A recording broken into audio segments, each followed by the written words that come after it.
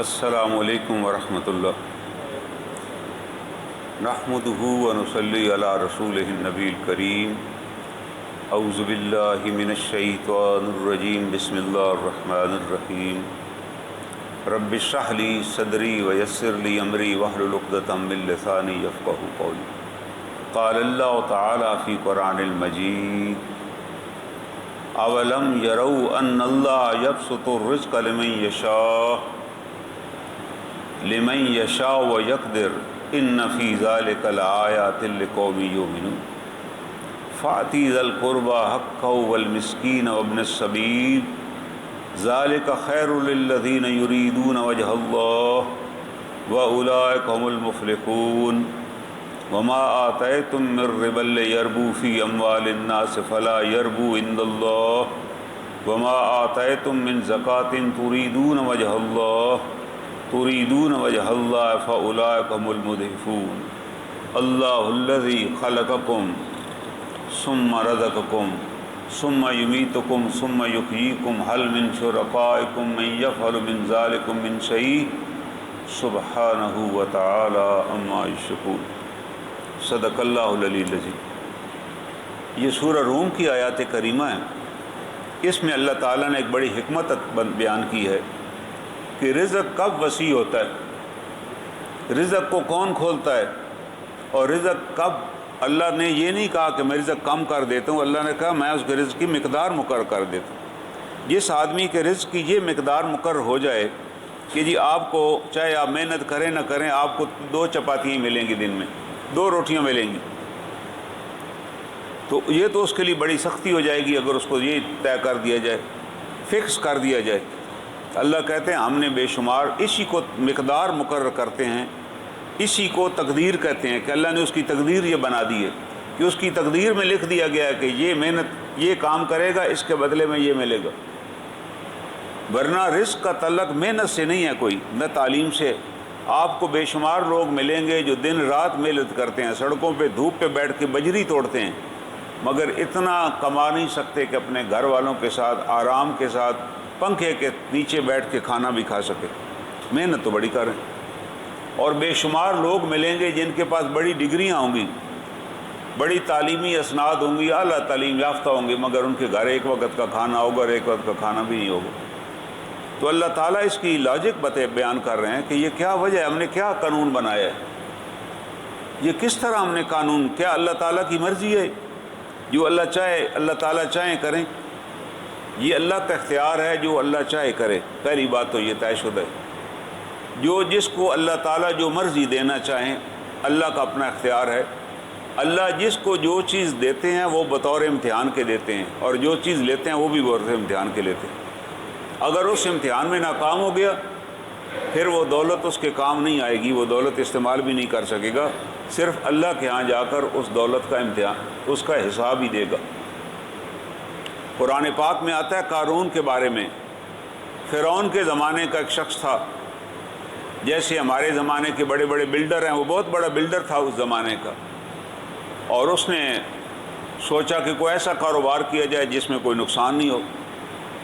تو دریائے نیل کے پار کا علاقہ جس کو غرب کا علاقہ کہتے ہیں، جہاں کوئی رہتا بھی نہیں تھا، اس نے اس کو ڈیولپ کیا اور وہاں قبرستان بنایا اور کہا جی یہ غرب کا علاقہ ہے جناب، اگر یہاں دفن ہو تو آپ کو تو بڑی شان سے آپ کی جو میت ہے اس کو بھی کشتی پہ لایا جائے گا دریا کے پار اور وہاں اتار کے اس کی تدفین کی جائے گی۔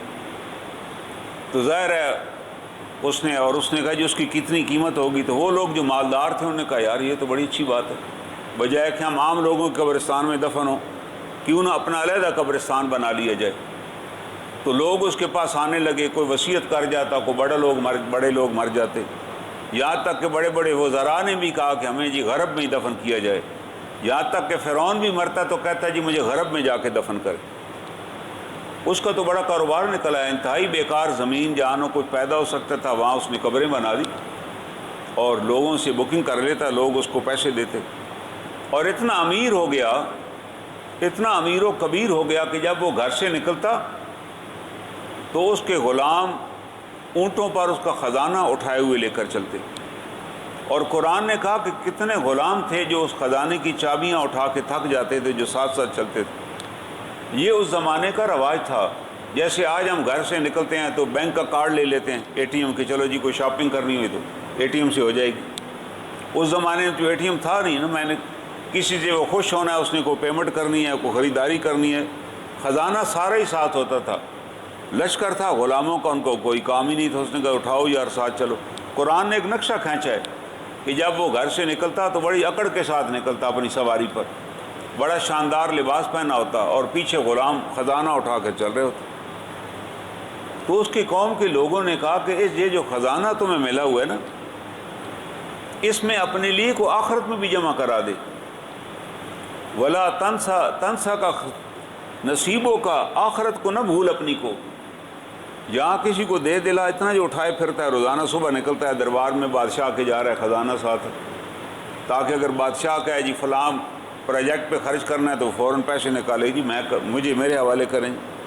اس زمانے یہ تو نہیں تھا کہ ٹھیکہ ہونا تھا اخبار میں آنا، بادشاہ نے کہا کہ فلاں چیز تیار ہونی ہے، میرا ایک اتنا بڑا مجسمہ بنایا جائے۔ وہاں مصر میں جب جائیں تو 200 فٹ کے مجسمے بنے ہوئے، وہ کہتے جب بھی شروع کرا دیتے ہیں جناب، پیسہ میرے پاس ہے، اسے پتہ ہے خزانے سے مجھے مل جائے گا۔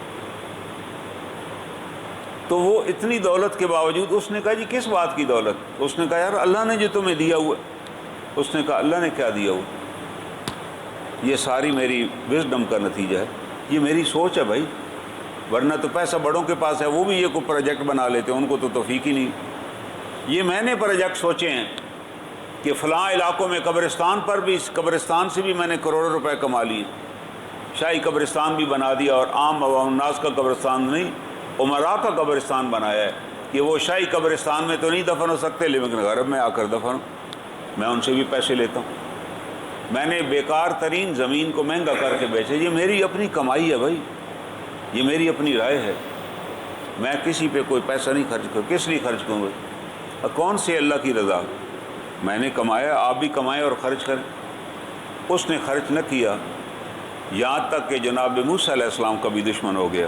انہوں نے کہا یار یہ حضرت موسیٰ علیہ السلام پیغمبر ہیں، ان کی زندگی دیکھو اور تم اپنی زندگی دیکھو کہ یہ کس طرح رہ رہے ہیں، اور ان کی کتنی عزت اور توقیر ہے لوگوں کے درمیان میں۔ حضرت عیسیٰ علیہ السلام کے پاس، حضرت موسیٰ علیہ السلام کے پاس ایک ہی چوغا تھا جس کو پہنتے تھے، رات کو اسی چوغا کو بچھا کر سو جاتے تھے۔ اس نے کہا ان کے پاس تو دوسرا لباس ہی نہیں ہے، اور ان کی عزت تقریب، عزت لباس اور پیسے کی وجہ سے نہیں ہوتی، یہ تو اللہ کی عطا ہے۔ نتیجتاً اس نے کسی فحشہ عورت کو کھڑا کیا کہ تم موسیٰ علیہ السلام پر تہمت لگا دو، اس نے تہمت لگا دی۔ نتیجتاً اللہ کی مدد آ گئی، اس خاتون نے اس مجمع کے اندر پھر مان لیا کہ مجھے تو قارون نے کہا تھا یہ کہ میں ان کے بارے میں، تو ان کے کہنے پہ میں نے یہ سب کچھ کیا۔ تو پھر زمین نے اسے پکڑ لیا اور زمین کے اندر وہ دھنسنا شروع ہو گیا۔ حضرت موسیٰ علیہ السلام کو اس نے کہا جی آپ مجھے معاف کر دیا۔ آپ نے کہا میں نے کیا کرنا ہے، اللہ ہی نے تجھے پکڑا ہے۔ اور پھر زمین میں دھنس گیا۔ قرآن کہتا ہے کہ ہم نے پھر اس کے خزانے بھی اس کے ساتھ ہی زمین میں دھسا دی، وہ حشر تک نیچے جاتا رہے گا، اس کے سر کے اوپر اس کے خزانے رکھے ہوئے وہ جا رہے نیچے۔ وجہ ہے کہ اس نے اس مال کا حق ادا نہیں کیا، مال تو بڑا تھا، استعمال نہ کر سکا، کوئی فائدے کی، وہ مال ہی اس کی موت کا سبب بن گیا۔ تو ان آیات کریمہ میں اللہ تعالیٰ یہ بتا رہے ہیں اولم یرو، کیا وہ لوگ نہیں جانتے، ان اللہ یبسط الرزق لمن یشاء ویقدر، اللہ جس کا چاہتے ہیں رزق بڑھا دیتے ہیں اور جس کا رزق چاہتے ہیں اس کی مقدار مقرر کر دیتے ہیں، اس کا سکیل مقرر کر دیتے ہیں کہ آپ کی یہ سکیل ہے بھائی، آپ کو آدھا پاؤ دودھ ملے گا چاہے چائے پیئیں یا دودھ پئیں، آپ کو روٹی دو ہی ملے گی چاہے ایک وقت میں کھا لو یا دو وقتوں میں کھاؤ۔ یہ اولاد، یہ مکان، یہ صحت، یہ نعمت، یہ سب رزق ہے، یہ اللہ نے عطا کیا ہوا ہے۔ اللہ کہتے ہیں ہم نے طے کر دیے کہ آپ کو بغیر گولی کے نیند ہی نہیں آئے گی، ہم نے طے کر دیا آپ کھانا کھائیں گے بغیر گولی کے ہضم ہی نہیں ہوگا، ہم نے ایک دستور بنا دی ہے اور اس دستور کے تحت ہم حکومت چلا رہے ہیں۔ ایسی تو نہیں چلا رہے کہ اللہ نے کہا چلو جی عزیز، اللہ کا نام جب آتا ہے نا قرآن میں عزیز حکیم، زبردست ہے وہ، جو چاہے کرے، حکیم لیکن حکمت کے ساتھ۔ اللہ کے ہر کام میں ایک حکمت، ایک پلاننگ شامل ہوتی ہے، ایک دانائی شامل ہوتی ہے۔ اس نے کائنات چلانی ہے، اگر کائنات جو رب چلا رہا ہے تو وہ ایسے ہی چلا رہا ہے کہ جی فلاں کو جناب 2 ارب دے دیا جائے اور فلاں سے روٹی بھی چھین لی جائے، نہیں، ایسے نہیں ہو سکتا۔ اللہ تعالیٰ بتا رہے ہیں ہم نے قانون بنا دیے اور قانون آپ کے سامنے لکھ دیے. اور لکھ کیا دیا اس میں؟ اللہ تعالیٰ فرماتے ہیں ان فی ذلک لآیات لقوم یؤمنون، ایمان لانے والوں کے لیے اس میں بڑی نشانی ہے. جو صاحب ایمان ہے وہ غور کرے کہ فلاں کو رزق زیادہ کیوں ملا ہوا ہے.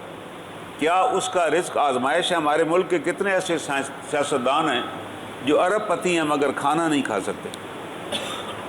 ہمارے موجودہ صدر مملکت ہے نا جو، ان کے بارے میں ایک شخص نے کالم لکھا کہ میں ان کے ساتھ کھانے میں شریک تھا، ان کے گھر میں انوائٹڈ تھا اور بے شمار ڈونگے سامنے رکھے ہوئے تھے، لیکن انہوں نے ایک چھوٹی سی کولی کے اندر ابلی ہوئی بھنڈی تھی وہ رکھی گئی. انہوں نے کہا میں اس کے علاوہ، اس ابلی ہوئی سبزی کے علاوہ میں کوئی چیز نہیں کھا سکتا. مجھے ڈاکٹر نے روکا ہوا ہے، یہ آپ کے لیے کھانا بنوایا مہمانوں کے لیے، میں گوشت نہیں کھا سکتا، میں کوئی تکے نہیں کھا سکتا، میں کوئی شوربے والی چیز نہیں کھا سکتا جس میں نمک مرچ، میں ابلی ہوئی بھنڈی یا ابلی ہوئی کوئی سبزی تھوڑی سی لے لیتا ہوں بس، اس سے زیادہ. ڈاکٹر نے کہا آپ نہیں لینا. اسی طرح پاکستان میں ایک ہوٹلز کی بہت بڑی چین ہے، آواری ٹاورز، جن کے بیرون ملک بھی ہوٹل ہیں. اس کو جو مالک تھا اس کو ڈاکٹر نے منع کر دیا کہ اب آدھی پیالی دودھ کی اور 1 ڈبل روٹی کا پیس دن میں 2 دفعہ، آدھا پیس صبح 2-3 گونٹ روٹی کے اور آدھا پیس دن کے بعد، اس سے زیادہ آپ نے نہیں کھانا ورنہ آپ کا معدہ ہی جواب دے جائے. جو چل رہا ہے نا یہ آپ کی سکیل ہے. اللہ کہہ رہے ہیں یہ تو کھلانا تو ہمارا کام ہے، سکیل تو آپ اکٹھا کر لیں، آپ پہ کوئی پابندی نہیں، بے شک اکٹھا کریں مار، لیکن کھانے کا سکیل ہم دیں گے، ہم طے کر دیں گے کہ یہ آپ کے لیے ضرور ہے. ہمارے ایک بنو کے صاحب تھے، مجھے اس کے بارے میں انہوں نے بتایا، ان کو 2 ہی شوق تھے، گاڑیاں خریدنا اور قالین خریدنا. اور ان کی بہت بڑی حویلی تھی کتنے ایکڑوں میں، اس کے اندر بڑے بڑے گیراج بنے ہوئے تھے جس کے اندر ہر جدید گاڑی وہ خرید لیتے، بہت بڑے زمیندار تھے. پھر دن میں وہ گاڑیاں نکالی جاتی، قالین بچھائے جاتے اور قالین پہ کھڑی کر دی جاتی. وہ اندر سے نکلتے 10-11 بجے اور تمام قالین گاڑیوں پر ہاتھ پھیرتے، ان کو دیکھتے، ان کے پاس بیٹھتے اور پھر کہتے ٹھیک ہے ابھی ان کو واپس کھڑا کر دیا. ڈاکٹروں نے ان کے لیے تجویز کیا، کھانا نہیں کھا سکتے، ڈاکٹر نے کھانا بند کر دی. کیا کرتے تھے؟ چنے کی دال رات کو بھگو دیتے اور اس کا جو صبح پانی نکلتا ہے نا وہ پانی کہتے ہیں جی آپ آدھی پیالی صبح اور آدھی پیالی شام، یہ آپ کی ڈائٹ، اس سے زیادہ آپ نے نہیں لینا. اور وہ اگر آپ کبھی چنے کی دال بھگوئیں نا شام کو کسی برتن میں اور صبح اس برتن میں بھی بو پیدا ہو جاتی، اس برتن کو دھوئیں گی بھی تو اس کے اندر سے بو نہیں نکلتی. چنے کے دانوں کی اتنی بو ہوتی ہے، اگر ایک دن اس کے اندر پڑا ہو جائے وہ خراب ہو جاتا ہے. اللہ نے کہا یہ خراب چنے کے جو پانی ہے ہم نے یہ تمہاری مقرر کیے، کیونکہ تمہیں شوق ہے نا جمع کرنے تو کرو جمع. بیٹھنے کی بھی توفیق نہیں ہوتی تھی، ڈرتا تھا کہیں بیٹھ جاؤں تو حادثہ ہی نہ پیش آ جائے. اللہ نے کہا اکٹھی کرو، تمہارے پاس ہے، حساب ہم لیں گے لیکن استعمال نہیں کرنے دیں گے. یا اللہ تعالیٰ فرماتے تم غور تو کرو جن کو مال عطا ہوا کیوں عطا کیا، کیا وہ اپنے مال کا حق ادا کر رہے ہیں؟ اگر نہیں کر رہے تو پھر سزا ہے ان کے لیے، پھر وہ سزا کے طور پہ ہمارے پاس آئیں گے، ہم ان کا حساب لیں گے. اور اگلی آیت میں اللہ کیا فرماتے ہیں کہ بھائی رزق بڑھتا کیسے، ہم کیوں بڑھا دیتے ہیں کسی کا رزق؟ اللہ تعالیٰ بتا رہے ہیں فاتی ذل قربى حقہ، اپنے رشتہ داروں کا حق ادا کیجیے. اگر آپ کے پاس مال ہے کم ہے یا زیادہ اس سے مطلب نہیں ہے. فاتی ذل قربى حقہ والمسکین، اپنے رشتہ داروں کا حق ادا کیجیے، مساکین کا حق ادا کیجیے. مساکین کون ہے؟ وہ نہیں ہے جو آ کے روٹی مانگ رہا ہے جی مجھے روٹی کھلا دیں، اس نے روٹی مانگ لی تو وہ مسکین ہے. نہیں، مسکین سے مراد وہ ہے وہ آپ کا ساتھی یا دوست یا برادری کا آدمی جو بڑا کاروباری تھا، بڑا کاروبار چل رہا تھا، اس کا حادثہ پیش آ گیا، اس کے ساتھ دکان کو آگ لگ گئی، کاروبار بیٹھ گیا، اسٹاک ایکسچینج میں انویسٹ کیا وہ بھی ختم ہو گیا، اب اس کے پاس کچھ بھی نہیں ہے، گھر میں سے بھی نہیں نکل سکتا وہ، اب وہ ساکن ہو چکا ہے، کہیں آ جا نہیں سکتا معاشرے کے اندر، گاڑی بھی بک گئی، گھر بھی بک گیا. قرآن نے کہا یہ مسکین ہے، آپ کے مقابلے کا تھا، آج مسکین ہے. اللہ خبردار کر رہے ہیں کہ یہ مسکینی کسی پر بھی آ سکتی ہے. آپ کیا سمجھتے ہیں وہ اس کو مسکین بنا دیے تو آپ اسی طرح ساری زندگی سرسبز و شاداب رہیں گے؟ اللہ فرماتے ہیں اس کائنات میں کوئی چیز سرسبز و شاداب نہیں ہے ہمیشہ کے لیے. کل من علیہ فان، ہر ایک پر ایک دن فنا آنی ہے، وہ فنا ہو جائے گا، لیکن اس فنا سے پہلے آپ کیا کیجیے، فاتی ذل قربا حق اور والمسکین، اور مسکین کو حق ادا کیجیے، وابن السبیل، اور مسافر کو حق ادا کیجیے۔ ایک آدمی مسافر ہے، کہیں سے آئے ہوئے یہاں کاروبار کرنے کے لیے محنت کر رہے، آپ اس کی مدد کیجیے بھائی، اس کو کھڑا کیجیے، اس کو ٹھکانہ نہیں ملتا ٹھکانہ لے کر دیجیے، اس کو شیلٹر نہیں ملتا، کام آپ اس کو جانتے ہیں تو اس کو کام لے کر دیجیے۔ اللہ تعالیٰ کہہ رہے ہیں جو بھی آپ کے وسائل ہیں اسی میں سے کیجیے۔ اور آپ نے یہ بھی فرمایا جناب رسول مقبول صلی اللہ علیہ وسلم نے کہ اگر دے سکو تو آدھی کھجور بھی دو اس کو۔ اگر ایک کھجور آپ کے پاس ہے، آپ کہتے ہیں میرے پاس تو بانٹنے کو کچھ نہیں، آپ نے کہا نہیں، ہر بندے کے پاس بانٹنے کے لیے کچھ نہ کچھ ہے، آپ کے پاس آدھی کھجور ہے تو وہ آدھی کھجور اس کو دے دو، وہ بھی تمہارے اور جہنم کے درمیان ایک آڑ بن جائے گی۔ وہ ایک کھجور بھی جب لگ جائے گی کسی جگہ پہ تو وہ بھی درخت بن جائے گی نا۔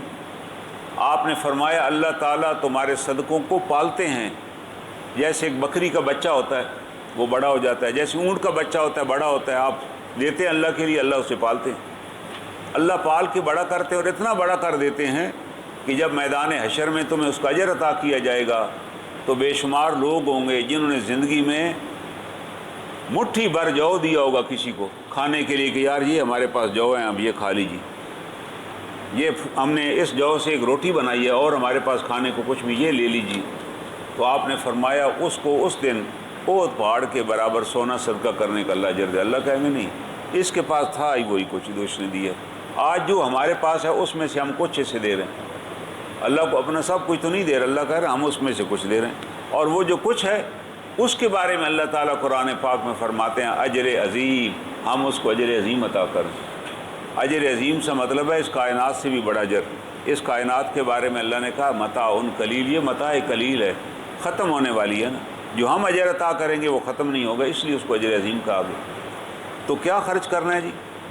پیسہ بڑھانے کا طریقہ ہے خرچ کرنے میں کہ آپ خرچ کیجیے، فاتی ذی القربی حقہ والمسکین وابن السبیل ذالک خیر الذین یریدون وجہ اللہ، یہ ان کے لیے بہت بہتر ہے جو اللہ کی رضا چاہتے ہیں، جو اللہ کو خوش کرنا چاہتے ہیں نا، کہ اللہ ان سے راضی ہو جائے، اللہ ان کو سب کچھ دے دے، تو وہ کہتے ہیں یہ وہ لوگ ہیں جو اللہ کی رضا چاہتے ہیں، یریدون للخیر الذین یریدون وجہ اللہ، یہ وہ لوگ ہیں جو اللہ کی رضا کی خاطر خرچ کرتے ہیں۔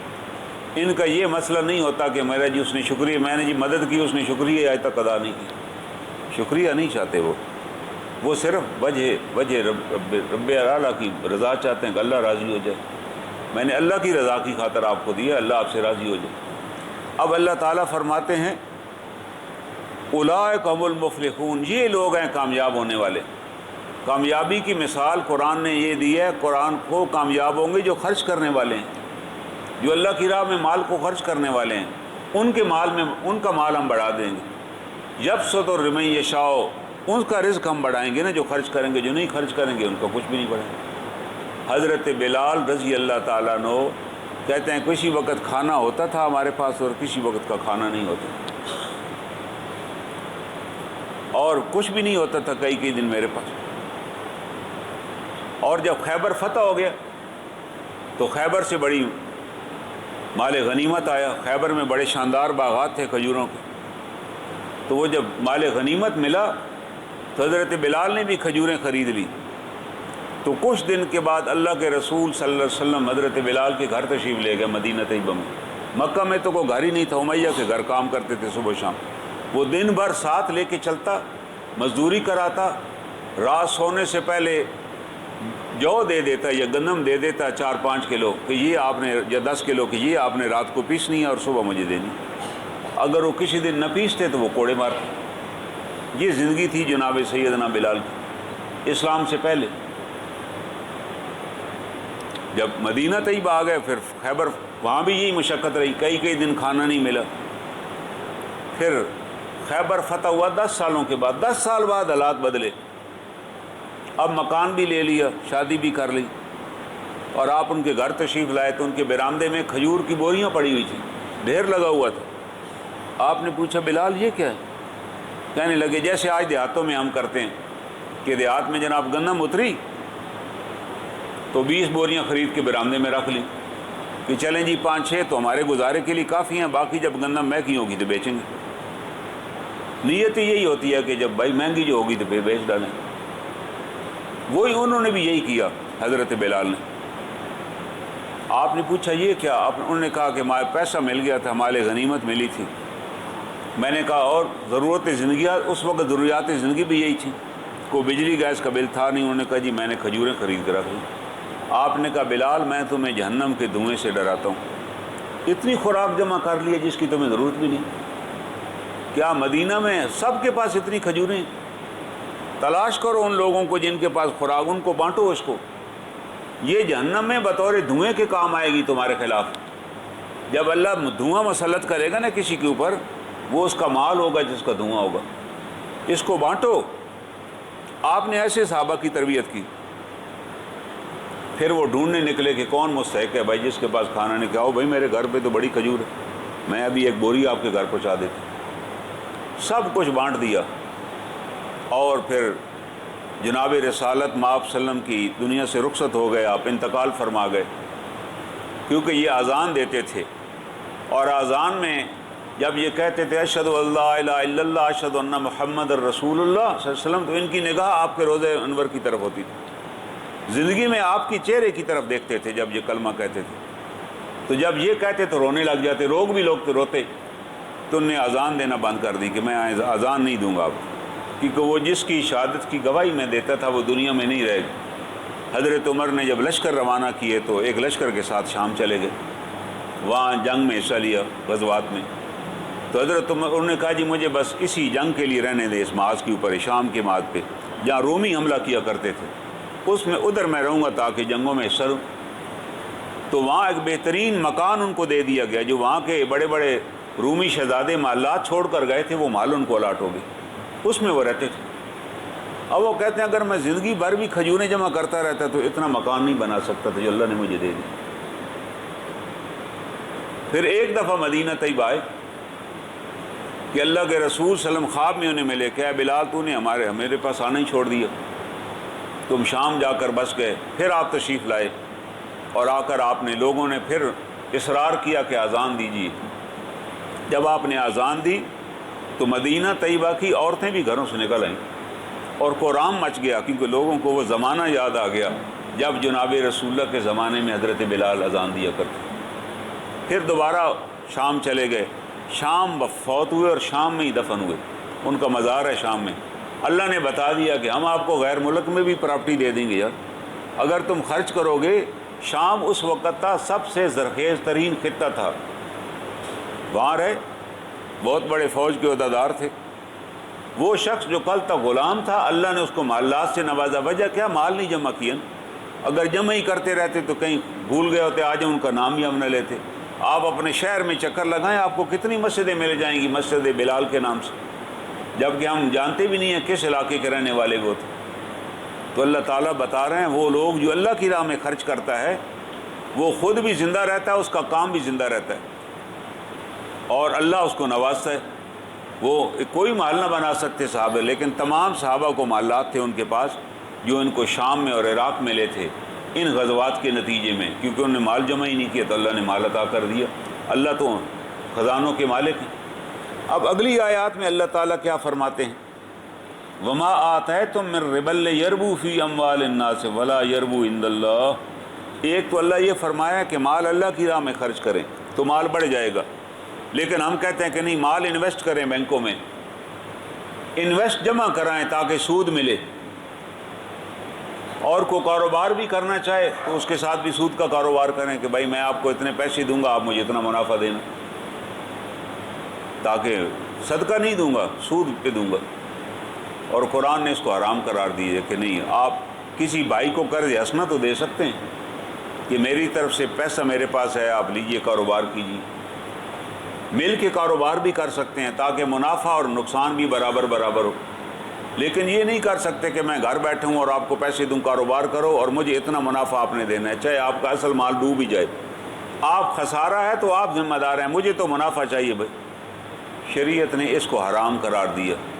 اللہ تعالیٰ نے دونوں آیات کا ذکر کیا کہ وہ لوگ جو مال خرچ کرتے ہیں ان کا مال بڑھا دیتے ہیں، لیکن وہ لوگ جو سود کا کاروبار کریں گے اور مال بڑھانا چاہیں گے تو وہ مال نہیں بڑھے گا. یہ اللہ کہہ رہے ہیں. اللہ تعالیٰ فرماتے ہیں وما آتیتم من ربا، وہ جو تم سود ادا کرتے ہو یا سود وصول کرتے ہو، لیربو فی اموال اللہ، تاکہ تمہارا مال بڑھ جائے. فلا یربو عند اللہ، وہ اللہ کے ہاں تمہارا مال نہیں بڑھتا. اللہ اس میں برکت ہی نہیں ڈالتے. اللہ اس کے اندر برکت نہیں ڈالتے. تمہارا فگر تو بڑھ جائے گا جی، اتنے کروڑ ہو گیا، اتنے ارب ہو گئے، لیکن تمہارے کھانے کی بندش لگ جائے گی، استعمال نہیں کر سکو گے، گھر سے بھی نہیں نکل سکو گے. اتنا خوف مسلط کر دوں گا میں. بصیرت قوم ہم آج دیکھ لیں اپنی، ہماری کیا حالت ہے کہ پاکستان سے سونا بھی نکل رہا ہے، پاکستان سے گیس بھی نکل رہی ہے، پاکستان سے تیل بھی نکل رہا ہے، پاکستان سے کاپر بھی نکل رہا ہے، پاکستان سے دنیا کی قیمتی ترین جو معدنیات ہیں جن کو اسینشل منرلز کہتے ہیں وہ بھی نکل رہی ہیں. لیکن ہمارا ہاتھ ایک آگے.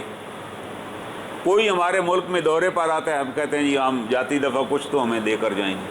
کس ملک میں ہم جاتے ہیں پھر ہمیں کہتے ہیں یار پہلی دفعہ دیں یار، ہم بڑی محنت کر رہے ہیں، ابھی حالات کو ٹھیک نہیں ہے. وہ کہتا ہے یار یہ 70 سال سے ہم سن رہے ہیں آپ کے تو کبھی کوئی حالات ٹھیک ہی نہیں ہوئے. کبھی آپ نے نہیں کہا کہ اللہ کی بڑی مہربانی ہے جس طرف حالات ٹھیک ہیں. آپ کی فصل بھی ہو جائے نا، وہ بھی آپ سڑکوں پر رلا کے ضائع کر دیتے ہیں، مگر آپ کو اس کسان کو بھی وقت پہ قیمت ادا نہیں کرتے. گنے کا گورنمنٹ کو قانون بنانا پڑ گیا، کین ایکٹ ہے کہ جب آپ گنا دیں گے نا شوگر مل والے کو تو اتنے دنوں میں وہ پیمنٹ کرے گا. کیا کوئی بازار میں قانون بنا ہوا ایسا کہ بازار میں جناب قانون ہو کہ آپ فلاں دکان سے کوئی بیکری آئٹم خریدیں گے یا کپڑا خریدیں گے اور 15 دن کے اندر قیمت دیں گے؟ آپ ادھر ہی قیمت دیتے ہیں، وہ تب اٹھانے دیتے ہیں. لیکن وہ بیچارہ کسان ہے، اس کے پاس گنا پڑا ہوا ہے، اسے پتہ ہے یار اگر میں کہوں گا مجھے ابھی پیسے دیں تو یہ اٹھائے گا ہی نہیں، کہے گا رکھو پاس. اور گنا اگر میرے گھر پڑا رہا تو سوکھ جائے گا. اس کو تو کوئی فرق نہیں پڑے گا نا، اس کا تو کارخانہ ہے بھائی، یہ ان سے نہیں تو کسی اور سے لے لے گا اور دے گا کسی کو بھی نہیں قیمت. کہے بھائی قیمت آرام سے دوں گا، پہلے مجھے گنا جمع کرو. وہ جمع کراتے ہیں تو سال پیمنٹ نہیں ملتی ان کو. اگلی فصل کا وقت آ جاتا ہے، کہتے جی ہم نے کلیم کیا ہوا ہے فلاں جگہ سے پیسے آنے ہیں، باہر گندم چینی باہر بھیجی ہوئی. تو گورنمنٹ کو ایکٹ بنانا پڑ گیا کہ آپ اتنے مہینوں میں اس کو قیمت دیں گے. اس پر بھی کوئی عمل نہیں کرتا، کسان رل جاتا ہے. یہ ہم اس معاشرے میں رہ رہے ہیں جہاں چینی اتنی پیدا ہوتی ہے کہ وہ بھی ہم باہر بیچتے ہیں اور پھر باہر چلی جاتی ہے، پھر یہاں شارٹیج ہو جاتی ہے، پھر ہم مہنگے داموں باہر سے منگا کے پھر کماتے ہیں. اس کی بنیادی وجہ وہ سود کا پیسہ ہے کہ وہ کارخانے والا کہتا ہے جی میں نے بھی سود لیا ہوا تھی، کارخانے کے اندر مشینری نہیں لگوائی تھی تو سود پہ لی تھی، اس کا سود میں نے دینا ہے، میں وہ دوں گا، آپ کو قیمت بعد میں دوں گا. جو بلڈر ہے وہ بھی کہتا ہے جی میں نے سود پہ پیسے لیے تھے جس سے میں نے سیمنٹ خریدا، وہ ملیں گے تو آپ کو دوں گا. نتیجہ یہ ہے کہ ہم ہر سال بیرون ملک سے قرضہ لیتے ہیں سود ادا کرنے کے لیے، جو بیرونی دنیا کا ہم نے سود ادا کرنا. کبھی قطر سے مانگ لیے، کبھی دبئی سے مانگ لیے، کبھی کدھر سے مانگ لیے. بیکار ہی ہیں ہم. اللہ کے رسول صلی اللہ علیہ وسلم نے فرمایا کہ اگر تم دستے سوال دراز کرو گے کہ یار مہربانی کریں مجھے یہ کپڑا دے دیں، مجھے یہ پیسے دے دیں، میری یہ مدد کر دیں، تو اللہ تعالیٰ تمہارے اوپر سوالوں کے دروازے کھول دے گا. تم ہمیشہ تمہارا ہاتھ ایسے ہی رہے گا. لیکن اگر تم طے کر لو کہ میں نے لوگوں سے سوال نہیں کرنا، ایک دفعہ مشقت ضرور آئے گی، شاید کھانا بھی نہ ملے تمہیں 1-2 دن. آپ نے کہا کہ 3 دن سے زیادہ مشقت نہیں آئے گی. 3 دن شاید آپ کو کھانا نہ ملے، آپ کہیں جی نہ ملے خیر ہے میں نہیں لوں گا.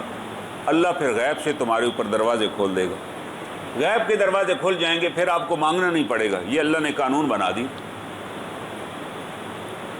کہ آپ میرے پہ بھروسہ کریں نا، میں عطا کرنے والا، کوئی اور تو عطا کرنے والا نہیں. لیکن ہمیں اللہ پر تو بھروسہ نہیں، ہمیں تو ان سور کھانے والوں پہ بھروسہ ہے جو ہر سال ہمیں قرض دیتے ہیں اور مزید قرض اس سے زیادہ ہم ادا کر چکے ہیں جو ہم نے لے لیا ہوا ہے، لیکن وہ سود ہی نہیں ختم ہو رہا، جبکہ اسلام نے اس کو حرام قرار دیا. ہمارے یہاں انفرادی طور پہ کتنے کاروباری لوگ ہیں جن کا کاروبار ختم ہو گیا سود کے کاروبار کی وجہ سے، کہ جناب وہ لاٹری ڈالی، کمیٹی ڈالی، اس کے اوپر رکھا جی جو پہلے کمیٹی لے گا اس کو اتنا % ملے گا، جو بعد میں لے گا. نتیجتاً اس کمیٹی اور اس سود کے چکر میں وہ جو پیسہ ملا تھا وہ بھی ضائع ہو گیا. کوئی کام کا کام ہی نہ کر سکے، وجہ کہ بنیاد ہی غلط تھی۔ جب آپ بنیاد ہی غلط ہوگی تو پھر اللہ برکت کیسے ڈالے؟ اللہ تو کہہ رہے ہیں میری تو برکت ہوگی نہیں۔ اللہ تعالیٰ بار بار کہہ رہے ہیں کہ مال میں بڑھاؤں گا جب خرچ کرو گے میری رضا کی خاطر، اور تباہ کر دوں گا جب میری نافرمانی میں خرچ کرو گے۔ بس میں نے دیا ہوا اور میں کہہ رہا ہوں ایسے خرچ کو، آپ کہتے ہیں ہم ایسے کروں گا، تو پھر ایسے ہی ہوگا جیسے آج ہمارے حالات ہیں۔ ہمارے پاس دنیا کی سب سے بہترین چیزیں ہیں، ایٹمی طاقت ہیں ہم دنیا میں، لیکن ہماری اوقات کوئی نہیں آپس کی بات کہ ہم کہیں کہ جناب ہمیں تو کسی کی ضرورت ہی نہیں ہے۔ صبح و شام ہمارے وزیر خزانہ وزیر اعظم یہی سوچتے رہتے ہیں کہ یار فلاں جو ڈیلیگیشن آیا اس سے کس طریقے سے ہم نے حاصل کرنا ہے، کیسے ہم نے یار فلاں ملک میں جانا ہے، وہاں سے کیا چیز ہم نے لے کر آنی ہے، تاکہ بس مفت ہی ہمیں مل جائے، اور پھر بعد میں دیکھا جائے گا یار قرضہ لے لیں گے، اپنے لیے جہاز خرید لیں گے، گاڑیاں خرید لیں گے، یہ نہیں سوچیں گے یار قرض سے خرید رہے ہو، تمہیں شرم نہیں آتی؟ میرے پاس اگر ایک گاڑی ہے پرانی اور میں کہوں یار چلو بھائی سارے نمازی مجھے قرضہ دو، میں نے نئی گاڑی خریدنی ہے، تو میرے جتنا احمق کون ہے؟ بھائی آپ کے پاس ہے جو صحیح اسی پر آئیں گزارا کریں نا، اللہ سے مانگیں کہ جس اللہ نے وہ دیا وہ آپ کو بہتر عطا کرے، لیکن مانگ کے اور قرضہ لے کے اگر مانگیں گے پھر تو اللہ کے غضب میں شکار ہو جائیں گے، اللہ کی ناراضگی میں آ جائیں گے، اللہ تعالیٰ تو اس کو پسند نہیں کریں گے۔ یہی صحابہ اکرام تھے جن کے پاس کھانے کو کچھ بھی نہیں تھا، مگر جب انہوں نے اللہ کی راہ میں خرچ کیا، پھر یہی وہ صحابہ تھے جب کوئی لشکر روانہ ہوتا تو اس لشکر کے لیے تمام گھوڑوں کا بندوبست ایک صحابی کر دیتا۔ حضرت عثمان رضی اللہ تعالیٰ عنہ لشکر روانہ ہوا، انہوں نے کہا جی اونٹ چاہیے کتنے ہزار؟ آپ نے کہا جی جتنے 1000 اونٹ چاہیے اس کی قیمت میں ادا کروں گا، آپ خرید کر لیجئے، میرے پاس پیسے۔ حضرت عبد الرحمن بن عوف انہوں نے کہا جی لشکر روانہ کرنا ہے، ان کے پاس گھوڑے کام، آپ نے کہا کتنے گھوڑے چاہیے؟ انہوں نے کہا گھوڑے خرید لو، قیمت میں ادا کروں گا، مجھے اللہ نے دیا ہوا ہے۔ یہ وہ عبد الرحمن بن عوف ہیں جن کا مدینہ میں دکان ہی کوئی نہیں تھی، جب مدینہ شہر آئے تو پتہ ہی نہیں تھا بازار کدھر ہے، کہتے ہیں یار مجھے بتاؤ بازار کدھر ہے تاکہ میں بازار جاؤں اور کو کاروبار کروں۔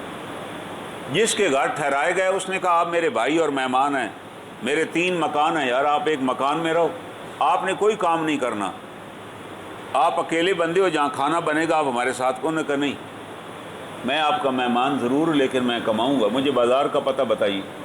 بازار گئے، سارا دن محنت کی، کسی کا سامان اتارا، کسی کا سامان چڑھایا، کچھ خریدا کچھ بیچا۔ شام کو جب آئے تو 1 کلو کے قریب گھی ان کے پاس تھا، اور اس بھائی کو کہا کہ بھائی یہ آج کی میری کمائی ہے، میں نے محنت کی آج، یہ اللہ نے مجھے دیے، جو پیسے بچے تھے میں نے گھی کی ایک باٹل چمڑے کی مشق کے بنا ہوتا تھا جس کے اندر گھی ڈلا ہوتا کہ یہ میں لے آیا ہوں۔ وہ بڑے حیران ہوئے کہ آپ تو خالی، کہتا میں خالی ہاتھ گیا تھا لیکن اللہ نے ہاتھ تو دیے تھے نا، میں نے اس سے محنت کی۔ پھر اسی سے انہوں نے اتنا کمایا کہ جب فوت ہوئے تو ان کی جو وراثت تھی وہ 2.5 ارب کے قریب تھی، جو تقسیم کی گئی باقاعدہ ان کے ورثاء میں۔ زکوٰۃ بھی ادا کرتے تھے، کوئی بھی شخص نہیں تھا جو کہتا جی میں نے ان سے سوال کیا اور انہوں نے میری مدد نہیں کی۔ انہوں نے کہا مجھے اللہ کے رسول صلی اللہ علیہ وسلم نے خبردار کیا تھا ایسا نہ ہو کوئی سوالی آئے تو تم ٹال دو، تم خرچ کرو اللہ تمہیں زیادہ۔ کہتے ہیں میں نے ہمیشہ خرچ کیا، کوئی بھی آیا تو اللہ نے مجھے اتنا کچھ عطا کیا۔ اور یہ وہ صحابی تھے عبد الرحمن بن عوف جن کو آپ نے اپنی زندگی میں جنت کی بشارت دی تھی۔ عبد الرحمن فی الجنہ 10 صحابہ ہیں جن کو عشرہ مبشرہ کہتے ہیں، جن میں سیدنا ابوبکر صدیق بھی ہیں، عمر فاروق بھی ہیں، عثمان غنی بھی ہیں، علی کرم اللہ وجہہ بھی ہیں۔ ان کے اندر عبد الرحمن بن عوف بھی تھے کہ عبد الرحمن فی الجنہ 10 صحابہ ہیں۔ تو یہ تو نہیں تھا کہ مالدار تھے، یار آج ہم کو مالدار ہو تو ہم کہتے ہیں یار ایک تو بیچارے نے زندگی مال ہی جمع کیا، نہیں، مال جمع کرنا تو منع ہوتا تو عبد الرحمن بن عوف اتنے مالدار ہی نہ ہوتے، عثمان غنی مالدار ہی نہ ہوتے۔ ہاں مال جمع کر کے اس کا حق ادا نہ کرنا یہ جرم ہے کہ خرچ ہی نہیں کسی پہ کیا، بس اپنے مکانات اور سواریاں اکٹھی کرتے رہ گئے، خرچ نہیں کیا کسی پہ، اس لیے ان کا نام بھی نہیں، ان کے نام بھی موجود ہیں، وہ بھی بتاؤں گا آپ کو۔ تاریخ نے ان کو بھی نام لکھ دیا ان کا کہ یہ صاحب تھے جن کے پاس اتنے ریوڑ تھے مگر یہ زکوٰۃ بھی دینے آتے تھے تو اللہ کے رسول صلی اللہ علیہ وسلم اس کی زکوٰۃ بھی نہیں لیتے تھے۔ ایک صاحب ایسے بھی تھے، اور جب آپ نے زکوٰۃ نہیں لی آپ دنیا سے رخصت ہو گئے، ابوبکر صدیق اور عمر فاروق کے زمانے میں بھی وہ زکوٰۃ دینے آئے، انہوں نے کہا تیری زکوٰۃ تو اللہ کے رسول نے بھی نہیں لی تھی تو ہم کیسے لے لیں؟ تو بطور منافق کے وہ اس معاشرے کے اندر وفات ان کی ہوئی، منافق مرے۔ حالانکہ حضور صلی اللہ علیہ وسلم کے ساتھ ہی نماز پڑھتے تھے مسجد نبی میں، آپ کے ساتھ رہتے تھے، آپ سے دعائیں بھی کرواتے تھے، مگر مال کا حق ادا کرنے موت پڑ جاتی تھی۔ جب انہیں کو کہتا یار 100 میں سے 5 بکریاں، کہتا کمال ہو گیا، بکریاں میں پالوں اور زکوٰۃ بھی اوپر دوں، یار کس بات کی زکوٰۃ؟ کوئی زکوٰۃ نہیں ہے، میری مرضی ہوگی تو 1-2 بکریاں آپ کو دے دوں گا، یار بس یہ حساب نہ مجھے بتایا کریں۔ اللہ کے رسول صلی اللہ علیہ وسلم کو اس بات کا پتہ چلا، آپ نے کہا اس سے زکوٰۃ نہیں لینی، زکوٰۃ تو خوش دلی سے ہے، اگر خوش دلی سے دو تو دے، اور یہ زکوٰۃ بھی کوئی ہم نے یہاں جمع کرنی، ہم نے اس کی بستی کے غربا میں تقسیم کرنی جن کے پاس کچھ بھی نہیں۔ اللہ نے دنیا میں ہی مہر لگا دی، اسی پر اس کی موت واقع ہو گئی، اللہ نے بتا دیا۔ یہاں اللہ تعالیٰ بتا رہے ہیں کہ یاد رکھیے وما آتیتم من ربا لیربو فی اموال الناس، وہ جو تم سود وصول کرتے ہو اس لحاظ سے کہ اس سے تمہارا مال بڑھ جائے گا، فلا یربو عند اللہ، اللہ کے ہاں وہ نہیں بڑھتا۔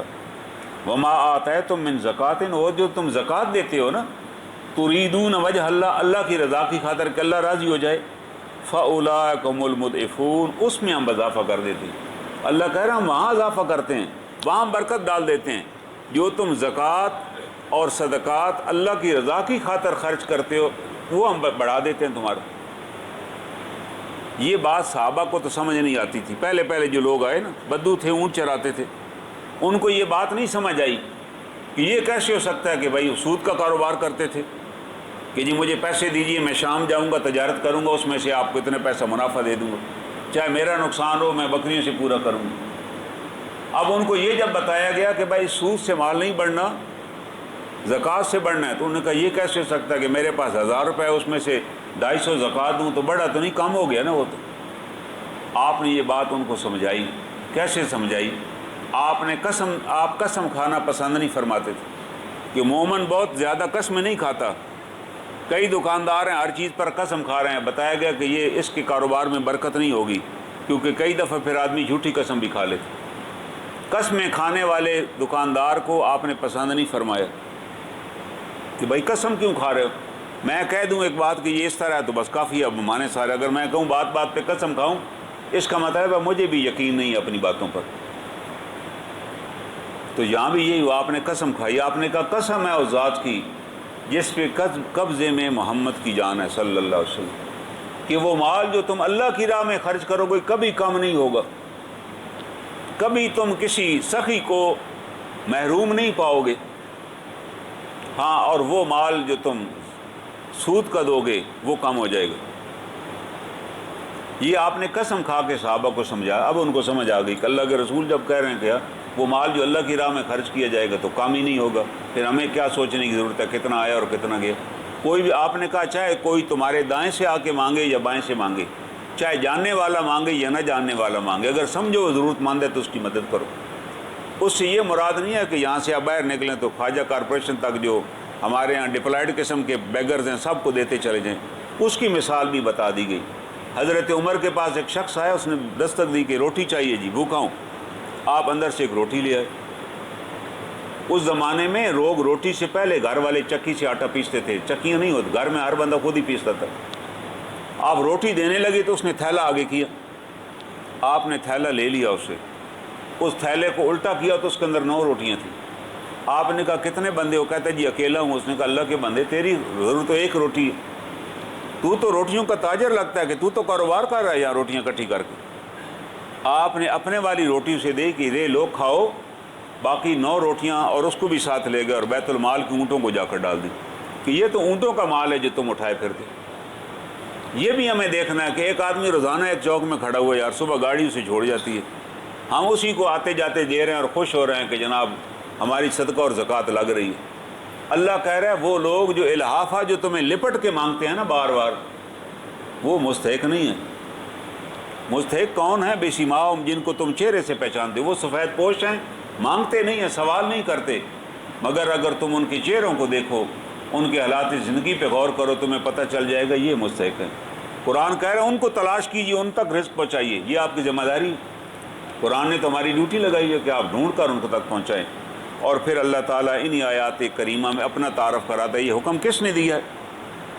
جو پہلی آیت میں نے پڑھی، یضاعف لمن یشاء، جس کا چاہتا ہے رزق بڑھا دیتا ہے۔ یبسط رزق، جس کا چاہتا ہے رزق، اللہ کا ایک نام ہے الباسط، بڑھانے والا، کھولنے والا۔ یہاں اللہ تعالیٰ آخر میں، اس آیت کے آخر میں اپنا تعارف کراتے ہیں کہ یہ اللہ کون ہے جو یہ ساری باتیں بتا رہے ہیں۔ اللہ الذی، اللہ وہ ذات ہے، خلقکم، جس نے تمہیں پیدا کیا، ثم رزقکم، جو تمہیں رزق دیتا ہے، ثم یمیتکم، جو تمہیں موت دے گا، ثم یحییکم، پھر تمہیں دوبارہ زندہ کرے گا۔ یہ نہیں کہ تم مر گئے، فوت ہو گئے، دفن ہو، ختم نہیں ہوئے۔ حضرت علی کرم اللہ وجہ فرماتے ہیں کہ نئی زندگی شروع ہو چکی ہے۔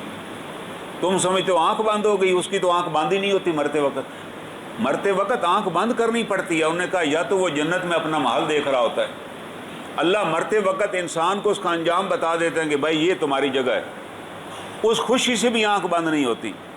اور کبھی کبھی جب اسے اللہ تعالیٰ جہنم میں اس کا انجام دکھاتے ہیں پھر بھی آنکھ بند نہیں ہوتی۔ آپ نے فرمایا یہ معمولی نہ سمجھو، اب اصل اس کی آنکھ اب کھلی ہے، اب وہ دیکھ رہا، اب کچھ بھی نہیں کر سکتا۔ آپ فرماتے ہیں تم اس مردے کی بات نہیں سن رہے ہوتے، وہ چلا رہا ہوتا ہے مجھے کہاں لے جا رہے ہو جب جنازہ اٹھایا جاتا ہے، کیونکہ اسے پتہ ہوتا ہے اب تو مجھے کسی گڑھے میں جا کے، آگ والے گڑھے میں پھینکے جو کو دیکھ چکا ہوتا ہے، اس مال میں پھینکیں گے جو اس نے جمع کیا تھا، جس میں سے کبھی حق ہی نہیں نکالا۔ تو اللہ تعالیٰ فرماتے ہیں یاد رکھو یہ اس ذات کا حکم ہے، ثم یمیتکم ثم یحییکم هل من شرکائکم من یفعل من ذالکم من شیء، کیا اللہ کے علاوہ جن کو تم خدا سمجھے بیٹھے ہو، جن کو تم بہت بڑا اولیاء سمجھے بیٹھے ہو، جن کو تم حاجت روا اور مشکل کشا سمجھے بیٹھے ہو، کیا وہ بھی یہ کام کر سکتے ہیں؟ اللہ کہتے ہیں وہ تو کچھ بھی نہیں کر سکتے۔ جب ان پر بھی موت آئے گی تو وہ بھی کچھ نہ کر سکیں گے، وہ بھی دنیا سے رخصت ہو جائیں گے۔ سبحانہ وتعالی عما یشرکون، اللہ بڑا بلند ہے، اللہ پاک ہے ان تمام شرکوں سے جو یہ کیے پھرتے ہیں۔ ایک ہی ذات ہے دنیا میں، رب ذوالجلال کی ذات، جو زندگی اور موت کی مالک ہے، رزق بھی وہی عطا کرتی ہے۔ اور رزق کب وسیع ہوگا؟ جب ہم اللہ کی رضا کی خاطر رزق اس کے بندوں پر خرچ کریں گے۔ یہ اللہ کا وعدہ ہے قرآن حکیم کے اندر، اور یہ وعدے پہ صحابہ کو یقین تھا۔ ان کو اللہ نے دنیا کے اندر تمام عہدے، تمام منصب اور دنیا کی تمام نعمتیں عطا کر دی تھی، کیونکہ وہ اس پر یقین کیا تھا۔ آج ہم بھی اس پر اسی طرح عمل کریں اور یقین کریں، ہمارے لیے اللہ تعالیٰ اسی طرح کے خزانے کھول دے گا۔ اصل مالک تو اللہ کی ذات ہے۔ اللہ تعالیٰ سے دعا ہے اللہ تعالیٰ ہمیں ان آیات کی معرفت نصیب فرمائے۔ وآخر دعوانا الحمد للہ رب العالمین۔